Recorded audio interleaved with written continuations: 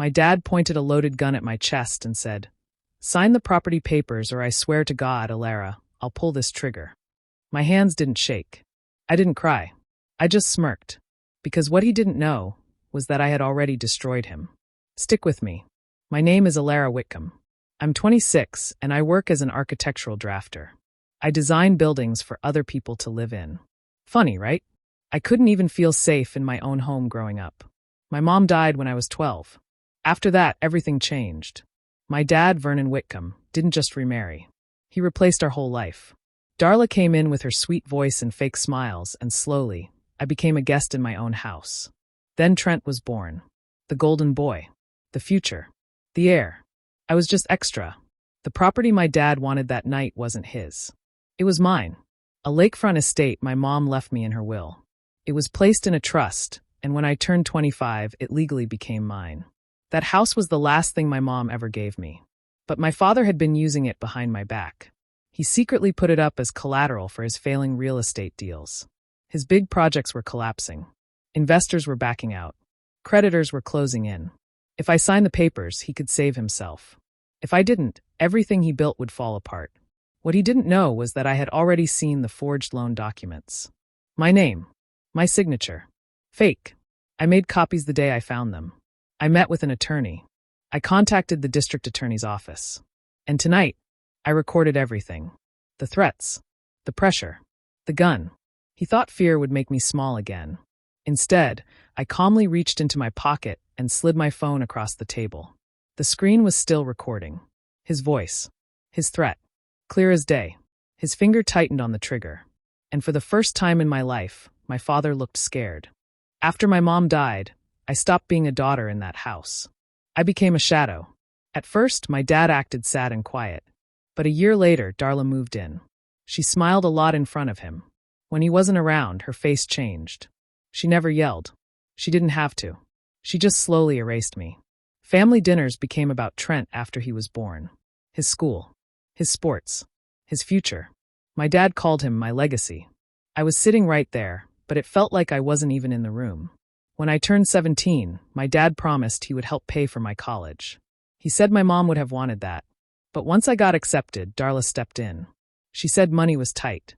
She said I should learn responsibility. The support disappeared. But somehow there was always money for Trent. Private school. New car at 16. A startup idea my dad funded without blinking. I worked 2 jobs in college. I took loans. I lived with roommates. At 19, after one last fight about attitude, I was told it would be better if I moved out. Darla said it softly, like it was for my own growth. My dad didn't stop her. 2 years ago, when my father's real estate projects started failing, things got worse. Investors backed out. Buildings stayed half-finished. He needed money fast. That's when he made his choice.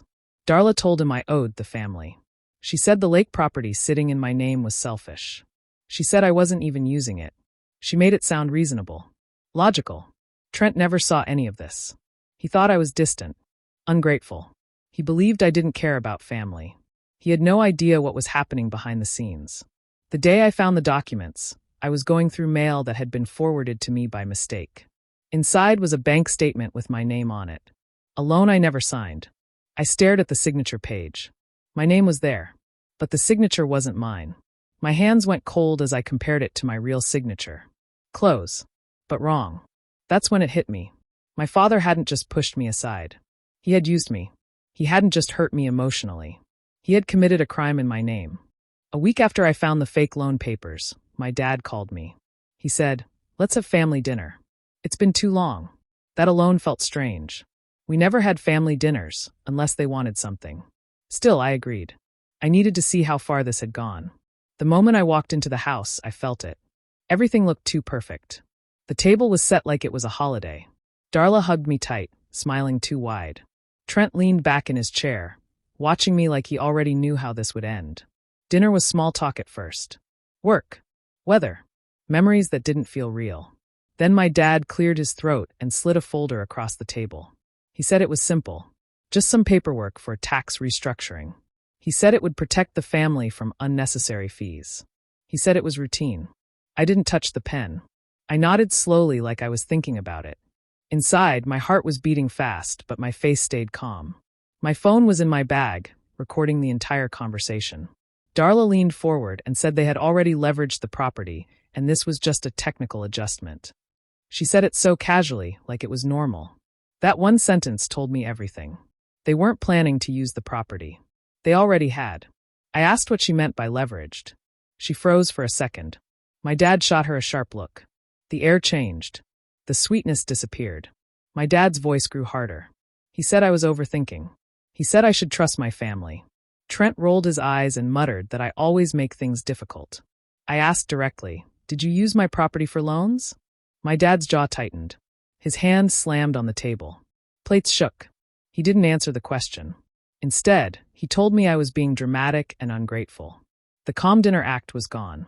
For a moment, I saw the real fear behind his anger. I closed the folder and stood up. I said I needed time to review it. He demanded I sign before leaving. I refused. The room felt heavy as I walked out. That night, I didn't cry. I didn't panic. I called attorney Malcolm Pierce. And I told him everything.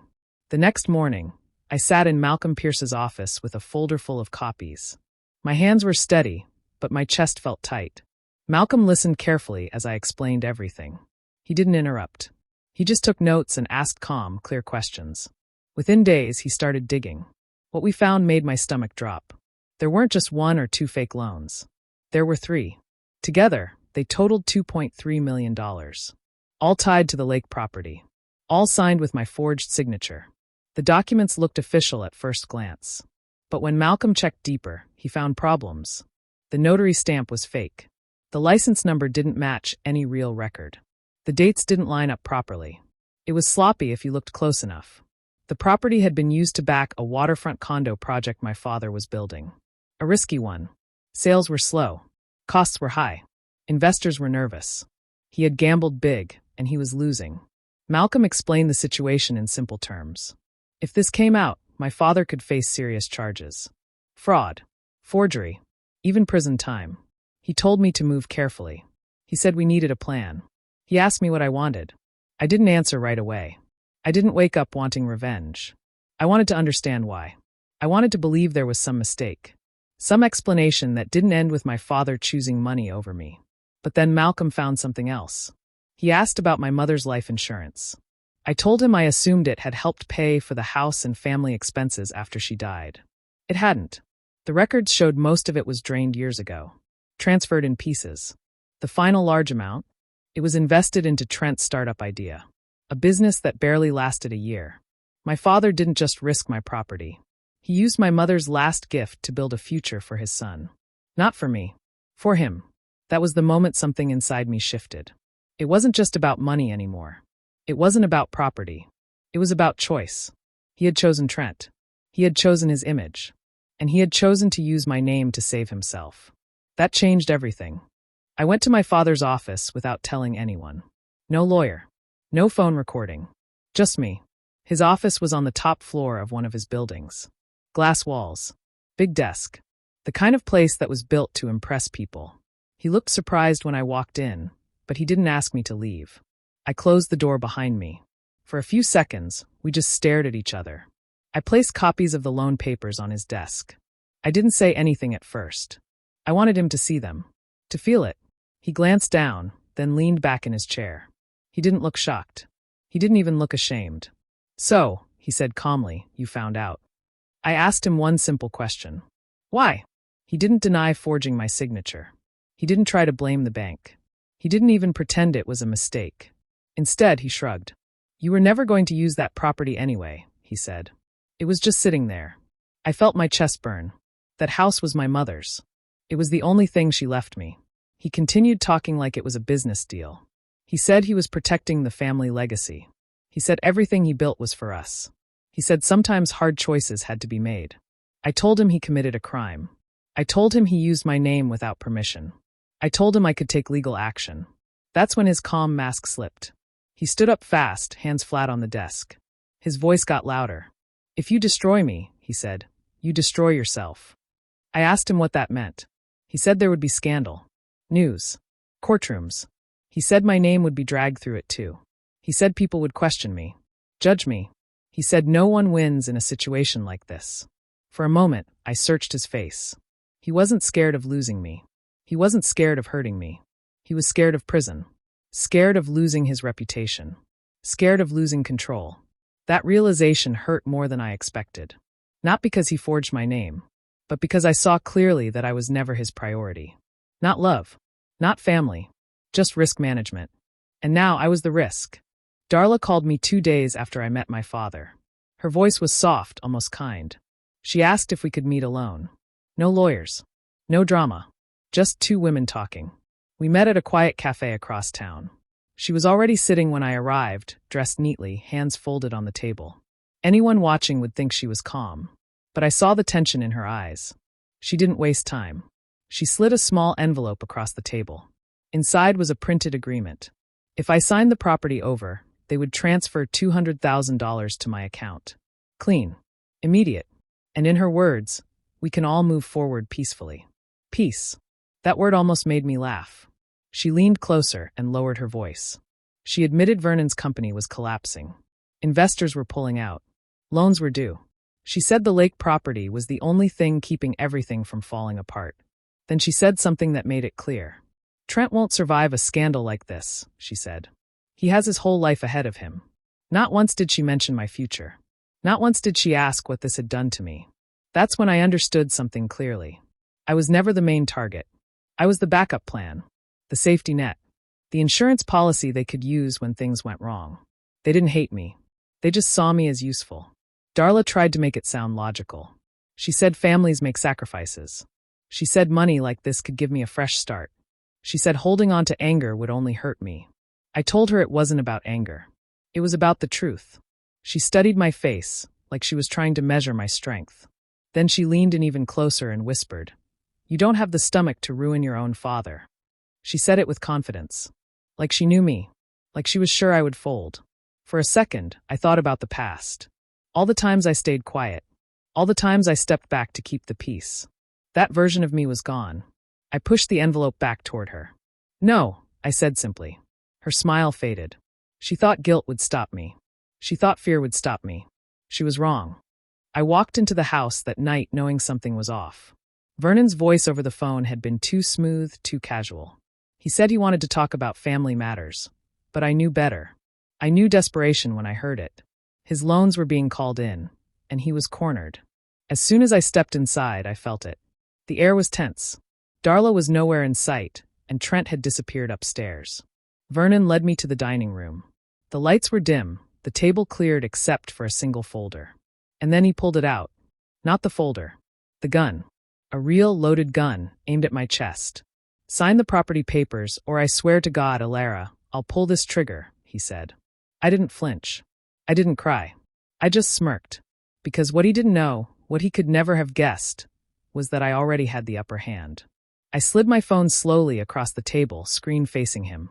The red recording light glowed steadily. "I already filed a fraud report," I said calmly.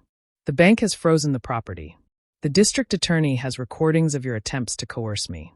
And if anything happens to me tonight, copies go public immediately." He froze.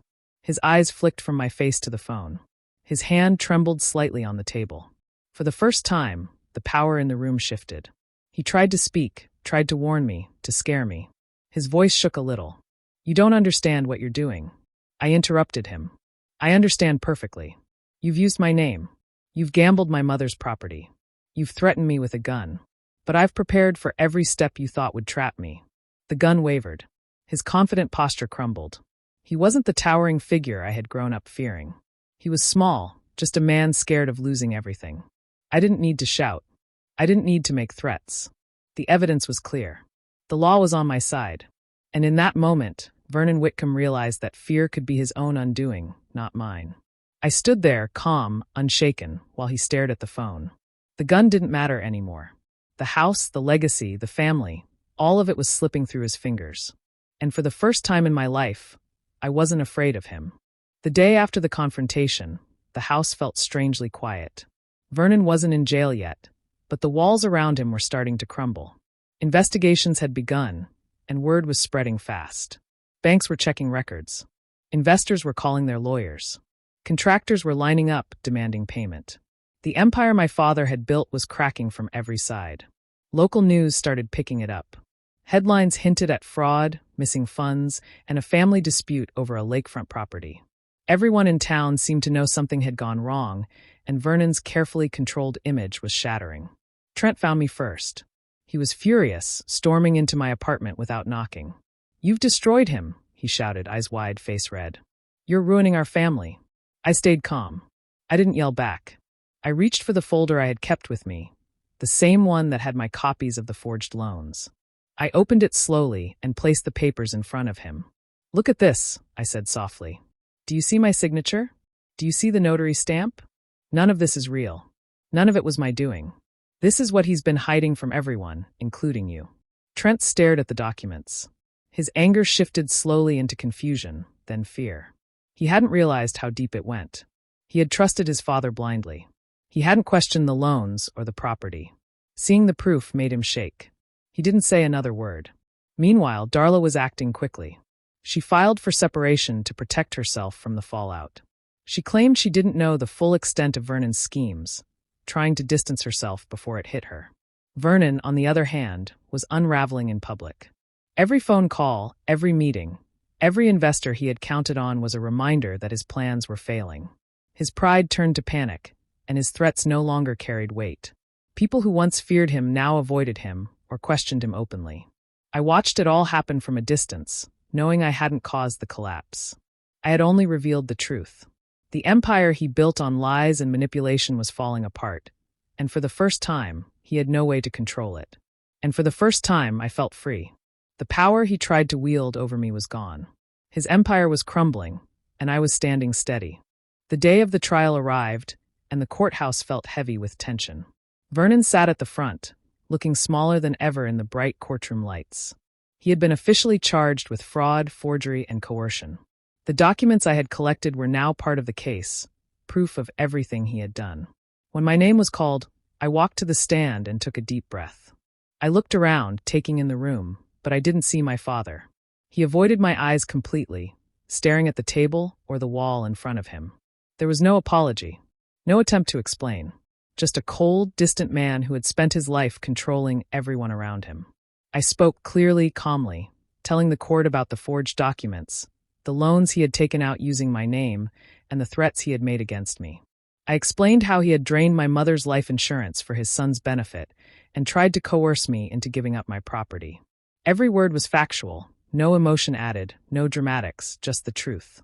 The judge listened quietly, reviewing the evidence. There was no room for my father to charm his way out. This time, he couldn't hide behind authority, money, or family image. He had crossed a line, and the law was holding him accountable. When the verdict came, Vernon didn't react. He was sentenced to prison, his empire dismantled piece by piece. The courtroom was silent as the sentence was read, and Trent was nowhere to be seen. He had refused to attend, perhaps unwilling to face the reality of what his father had done. Darla moved quickly after the trial. She sold the lakefront property and other assets, trying to protect herself and salvage whatever she could. The so-called family legacy that Vernon had built on lies, manipulation, and control was gone. The house, the wealth, the influence, everything he had prized crumbled in the wake of the truth. For me, it was a quiet victory. No celebration, no gloating, just relief. Relief that the law had recognized the wrongs, that the truth had been seen, and that the man who had controlled so much of my life was finally held accountable. Walking out of the courtroom that day, I felt a weight lift from my shoulders. The family empire had collapsed, but my freedom and my life had been restored. And for the first time in years, I could breathe without fear. Months later, I returned to the lakefront property. The air smelled like water and pine, the same way it always had when I was a child. The house was quiet, empty, and still mine. Legally, there was no question. My mother's trust had finally done what it was meant to do. The estate belonged to me. I didn't sell it. Not for money, not out of anger, not to make a statement. Instead, I walked through the rooms slowly, touching the walls, the banisters, the windows that looked out over the water. Each corner felt neglected, but alive with potential. I wanted to restore it, to bring it back to life in my own way, not for revenge, not for memory, but simply because it was mine. I spent hours cleaning, repairing, and arranging. The floors were polished, the furniture restored, the garden trimmed. I painted walls in soft, calm colors, letting sunlight stream through the windows. It was peaceful work, satisfying in a quiet way. I could feel the stress and fear of the past months slowly leaving me. This space was mine, finally, without manipulation, without threat. One afternoon, a letter arrived. I recognized the handwriting instantly. Vernon. It was from prison. I held it in my hands, feeling the familiar weight of old fears and memories. For a moment, I wondered if I should open it, if I should read what he had to say, some last attempt at control. But I didn't. I didn't need to. Instead, I walked to the fireplace and struck a match. I laid kindling and logs carefully, just as I had learned in my youth. The fire caught, flames licking the edges, warm light filling the room. It was the first fire lit in this house in years. I watched the flames, feeling the warmth on my face, feeling my own heartbeat calm. For the first time in my life, I wasn't afraid of him. Not the threats, not the money, not the power. All of that was gone. I could finally breathe without looking over my shoulder. The house was mine. My life was mine. The fire in the fireplace mirrored the fire I had carried inside all along. The strength to survive, the courage to claim what was rightfully mine, and the calm certainty that fear no longer controlled me. And in that moment, I realized something I had never truly known before. Freedom feels like warmth, quiet, and light. And for the first time, I was free. If you ever feel powerless in family or financial matters, remember, knowledge and documentation are your strongest tools. Protect your rights, keep records, and seek legal guidance when needed. Stay informed, stay calm, and don't let fear control your decisions.